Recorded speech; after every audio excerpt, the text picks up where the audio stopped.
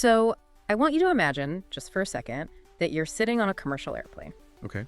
You're midway through a long flight. Maybe you're reading a book when suddenly there's this violent structural jolt. Oh, terrifying. Right. And the oxygen masks drop down from the ceiling.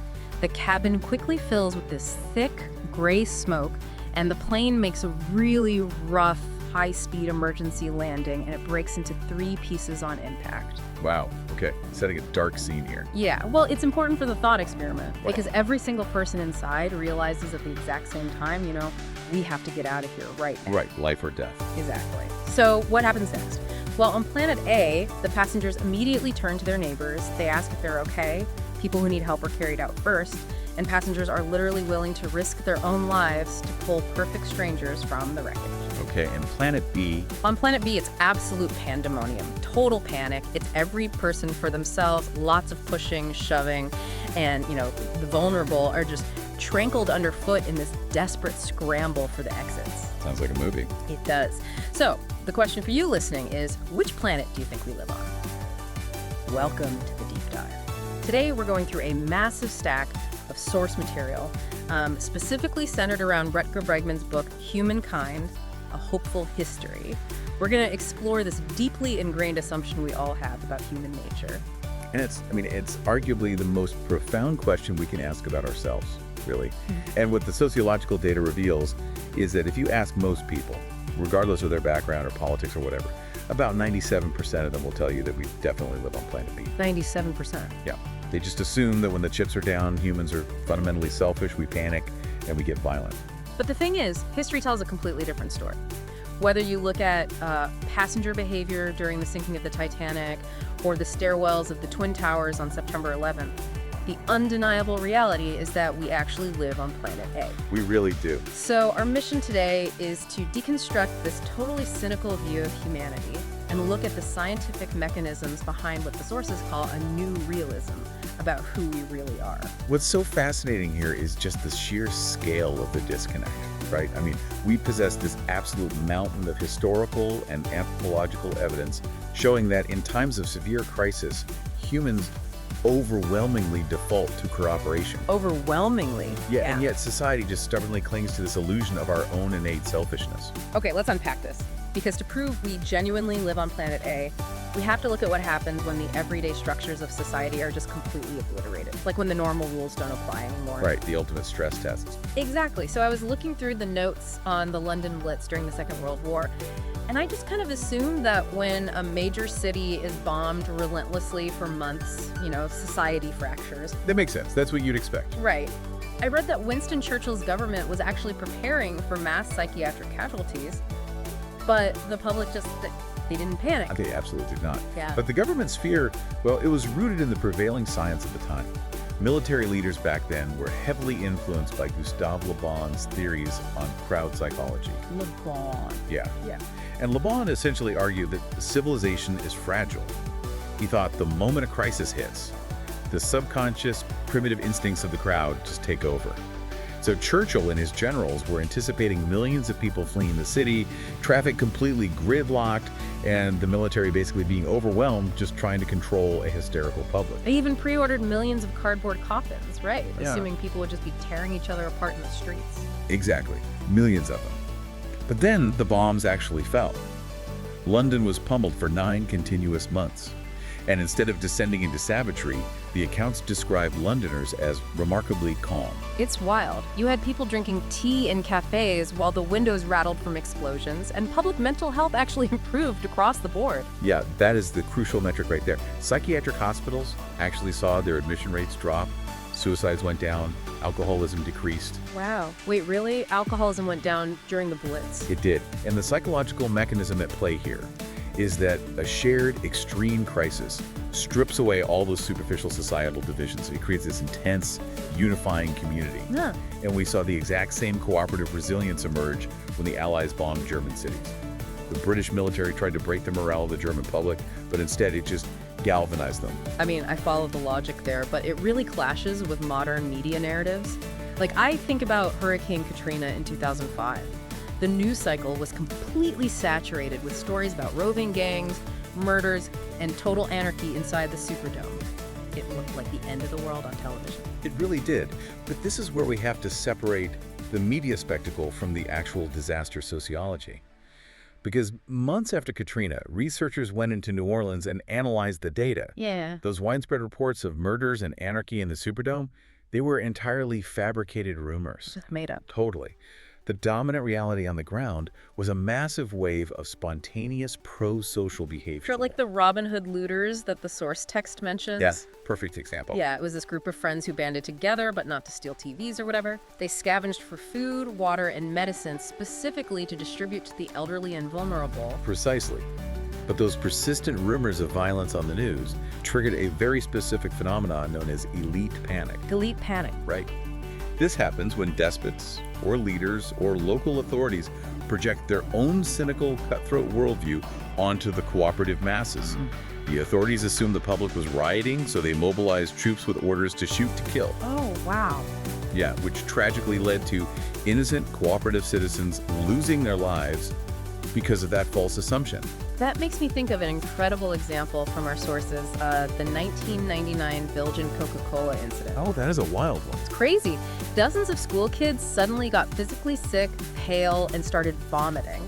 The whole country panicked, and millions of dollars of soda were recalled. But when toxicologists actually ran the tests, they found 0 poison in the drinks and 0 poison in the kids' blood. None at all. Right. It was a mass psychogenic illness, a nocebo effect. They got physically sick purely from a psychological panic. So my question is our entire cynical view of humanity actually just a massive cultural nocebo effect fueled by the daily news? You've literally just described Veneer theory. Veneer theory. Yeah. It's this pervasive, completely false idea that civilization is just a very thin crust, a veneer stretched tightly over our savage primal nature. Ah, okay. The assumption is that when pressure is applied, the crust breaks and the savage emerges. But the sociological reality is that the crust isn't a fragile membrane. It's more like a thick callus that actually grows stronger under pressure. Right. And the nocebo effect happens because if we constantly tell ourselves that we're savage, we start designing systems and deploying police forces that treat people like savages. Which naturally leads to the next big question. If extreme disasters don't strip away our morality, what happens if we remove the influence of adult civilization entirely? Like Lord of the Flies. Exactly. If we just look at children left to their own devices in nature. Millions of us read William Golding's novel Lord of the Flies in school, and it completely convinced society that proper British boys stranded on an island would quickly turn into face-painting murderers. It's such a powerful narrative, but we really have to remember the source. William Golding was a deeply unhappy, depressed man. He struggled with alcoholism and admittedly mistreated his own kids. Wow. Yeah. He wrote pure fiction based on his own sad internal life. If you want to know how human children actually behave in that scenario, you have to look at the real Lord of the Flies, which occurred in 1965. Man, I read this section of the text and I still can't quite wrap my head around it. 6 Tongan boys, ages 13 to 16, steal a boat, get caught in a storm, drift for over a week, and end up shipwrecked on this remote, jagged island called Ada. Yep. And they were stranded there for 15 months. How did they not tear each other apart? I mean, how did they survive that long without descending into chaos? Well, because they actively built institutions of cooperation. They didn't default to anarchy. They set up a functioning commune, basically. Really? Yeah. They broke themselves into teams of 2 with a strict roster for foraging, cooking, and guarding. They managed to keep a single fire burning continuously for over a year. That's incredible. And crucially, they anticipated conflict. When arguments inevitably broke out, they didn't resort to violence. They imposed a system of forced timeouts. Timeouts for teenagers. Yeah. They would send the fighting boys to opposite ends of the island to cool off, and then require them to reconcile. And when one boy fell off a cliff and broke his leg, they didn't leave him behind.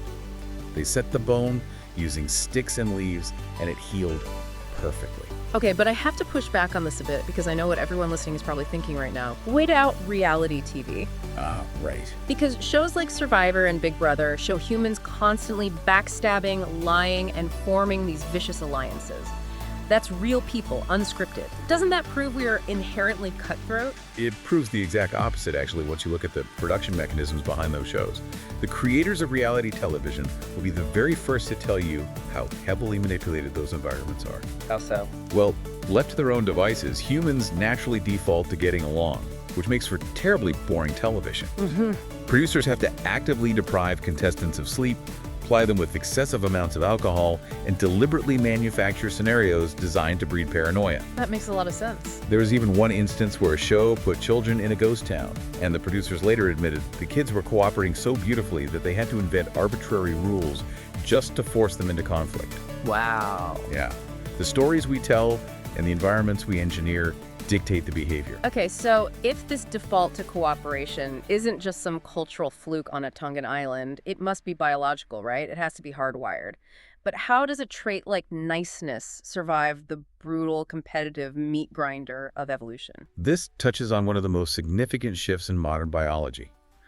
The traditional view, which was popularized by works like Richard Dawkins' selfish gene, argued that we're essentially inherently selfish survival machines. But there was this secret experiment in Soviet Siberia, run by a geneticist named Dmitry Bolyev, that fundamentally altered our understanding of domestication. The fox experiment. Exactly. Bolyev took wild, highly aggressive silver foxes and began breeding them based on one single behavioral metric: tameness. If a fox showed the slightest curiosity or hesitation to bite, it was selected for the next generation. And the physical results were wild. Like, within a relatively short time, these foxes didn't just become friendly. Their actual bodies changed. They really did. They developed floppy ears, wagging tails, curly coats, and these juvenile baby-like faces. They even started barking. But wait, how does selecting for a behavioral trait alter their physical skeleton? It comes down to a biological mechanism involving neural crest cells. When you breed for tameness, you're essentially selecting animals with lower levels of adrenaline and stress hormones.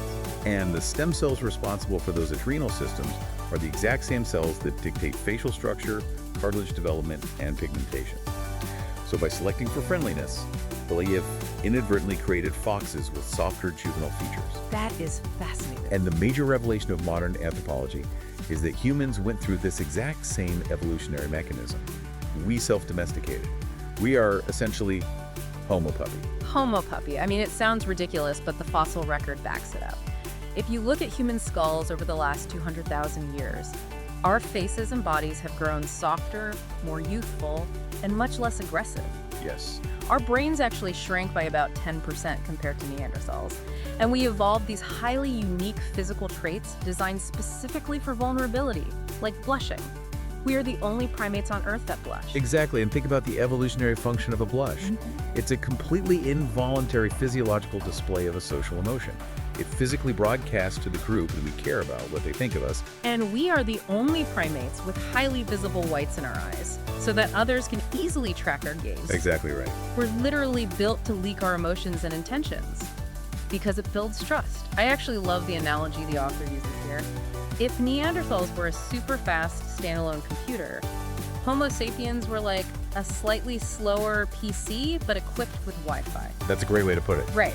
Our evolutionary superpower isn't raw individual intellect. It's our ability to network, copy, and learn from each other. And if we connect this to the bigger picture, it perfectly explains why we out-survived other hominins. It wasn't the survival of the fittest or the meanest, it was the survival of the friendliest. Survival of the friendliest. Yeah.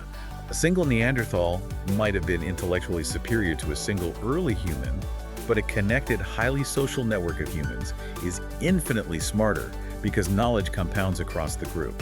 Here's where it gets really interesting, though, because there is a massive glaring contradiction here. Let's hear it. If we are biologically wired as these friendly, cooperative Homo puppies, how do we explain the entirety of human military history? Like, how do you explain war? Are we secretly killer apes deep down? This is where we really have to interrogate the history of warfare closely. It starts with the research of Colonel Samuel Marshall. He was a military historian who accompanied American troops during World War II. Right. And during the Battle of Macon Island in the Pacific, he employed this revolutionary methodology. He interviewed the soldiers in groups immediately after the firefights, and he uncovered a staggering statistic. Only 15 to 25% of the soldiers had actually fired their weapons at the enemy. I have to admit, when I read that in the sources, I had to stop and just read it again. In a do-or-die combat situation, the vast majority of soldiers just chose not to shoot. It challenges everything pop culture has ever taught us about combat. And it wasn't cowardice, by the way. These soldiers bravely stayed at their posts, risking their lives, rescuing their comrades. but they exhibited a profound biological aversion to killing another human being. That's incredible. And we see this pattern repeating throughout history. Like, following the Battle of Gettysburg in the American Civil War, inspectors recovered tens of thousands of muskets from the battlefield. Yeah, I remember this part. 90% of them were fully loaded. Yes, thousands were double, triple, or even loaded up to 23 times. The soldiers were frantically pretending to load their weapons as an excuse to look busy so they wouldn't have to pull the trigger on another person. But wait, didn't anthropologists historically prove we were violent from the very beginning? What about the killer ape theory? I thought it was established fact that our earliest ancestors battered each other to death. Well, that theory has been thoroughly dismantled by modern science. The foundational proof of the killer ape theory came from an anatomist named Raymond Dart. He found early hominin skulls, the famous tongue child, with severe damage. And he thought they were murdered, right? Exactly. He claimed they were murdered by other hominins using bone clubs. But modern forensic analysis revealed those puncture wounds perfectly matched the talons of large prehistoric birds of prey. They weren't killed by war, they were hunted by eagles. That completely changes the narrative. But what about Steven Pinker's work? Because his book famously argued that prehistoric man was hyper-violent, and he used statistical data from modern nomadic hunter-gatherer tribes to prove it. Pinker's data suffered from a massive methodological flaw. When other anthropologists audited his sources on nomadic foragers like the Ache and the Hili, they found those tribes weren't actually engaging in ancient ancestral warfare with each other. What were they doing? They were being actively hunted, massacred, and displaced by modern state actors, cattle ranchers, and slave traders. When you look at truly isolated nomadic foragers left to themselves, they actively avoid conflict. Okay, so if soldiers instinctively avoid shooting and nomadic hunter-gatherers actively avoided conflict, how did we get here? When did the structural violence and inequality actually start? The historical record shows it correlates perfectly with the transition from nomadic foraging to permanent settlement. And this brings us to the ultimate philosophical debate about human nature. Thomas Hobbes versus Jean-Jacques Rousseau. Ah, the classics. Right. Hobbes famously claimed that human prehistory was a war of all against all, that life in a state of nature was nasty, brutish, and short. He thought we desperately needed the authority of civilization to save us from ourselves. And Rousseau. Rousseau argued the exact opposite. He said that humans in their natural state are essentially good, and that the invention of civilization, agriculture, and property is what corrupted us. And the crazy thing is, modern archaeology overwhelmingly sides with Rousseau. For 95% of human history, nomadic foragers lived in intensely egalitarian societies. Yes, they did. They were essentially proto-feminists, they shared child-rearing duties equally, and they actively engineered their social dynamics to prevent inequality. If a successful hunter started acting arrogant or demanding authority, the tribe wouldn't fight him. What would they do? They would use relentless mockery, humor, and shame to just deflate his ego. They structurally refused to let anyone amass power over them. It's brilliant, but that dynamic shattered at the end of the last ice age. Right. The climate stabilized, and humans began settling down in regions like Mesopotamia. And that led to the invention of agriculture, which completely changed human psychology. Because once you plant crops, you create a surplus. And once you have a stockpile of food, you suddenly have private property. Someone puts a fence around a plot of land and declares, "This is mine." Exactly. That introduces inheritance, which births the gap between the rich and the poor. Not to mention, farming was back-breaking labor compared to foraging, and living in dense settlements alongside domesticated livestock introduced infectious diseases into human populations for the first time. Measles came from cattle, the flu from pigs. Yeah, it was a rough transition, which raises an important question: how do we get trapped in this system? Because we couldn't just walk away anymore. Right. The answer is that once you have stockpiles of wealth and property, you have to defend them. Settlement created borders, which generated xenophobia toward outsiders. To protect the surplus, societies formed guard classes and armies. And the generals of those armies, once they tasted the power of resource control, refused to relinquish it. Exactly. This gave rise to the first Leviathans, the kings, the despots, and the oppressive state apparatus. And the profound tragedy here is that the things we celebrate as the milestones of civilization actually originated as tools of subjugation. Like writing. Yeah. The earliest written texts weren't poetry. They were accounting ledgers for taxes and debts. The first legal codes primarily dealt with punishments for escaping slaves. For the vast majority of our history, civilization wasn't some mutually beneficial social contract. It was a trap. To really put this civilization trap theory to the test against our natural cooperative instincts, we have to look at the ultimate micro-civilization, an isolated society that supposedly destroyed itself in a fit of manic greed and ecocide, Easter Island. Yes, Easter Island is the ultimate test case for this. The popular myth, which was heavily popularized by geographer Jared Diamond, is that the Easter Islanders were so megalomaniacal about building those massive stone moai statues that they chopped down every single tree on the island to roll them. That's the story we all heard. Right, and according to this myth, this ecocide starved the population, leading to a brutal civil war and rampant cannibalism. It's pitched as the ultimate cautionary tale of innate human selfishness destroying the environment.